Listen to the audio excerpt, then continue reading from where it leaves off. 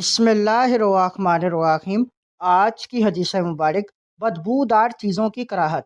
سنن ابن ماجہ حدیث نمبر 3364۔ حضرت ایوب رضی اللہ تعالیٰ عنہما نے فرمایا، میں نے حضور نبی اکرم صلی اللہ علیہ وآلہ وسلم کے لیے کھانا تیار کیا جس میں پیاز وغیرہ کچھ سبزیاں تھیں۔ آپ صلی اللہ علیہ وآلہ وسلم نے وہ کھانا تناول نہ کیا اور فرمایا، یقیناً میں اپنے ساتھی یا دوست یعنی جبرائیل امین علیہ السلام کو اذیت دینا ناپسند کرتا ہوں۔ اس حدیث مبارک سے واضح ہوا کہ کچا لہسن، پیاز اور اس طرح کی دیگر چیزیں بدبو کی وجہ سے حضور صلی اللہ علیہ وآلہ وسلم کو ناپسند تھیں۔ یہ بھی معلوم ہوا کہ جن بدبودار چیزوں سے انسانوں کو اذیت پہنچتی ہے وہ فرشتوں کے لیے بھی باعث ایذا ہیں۔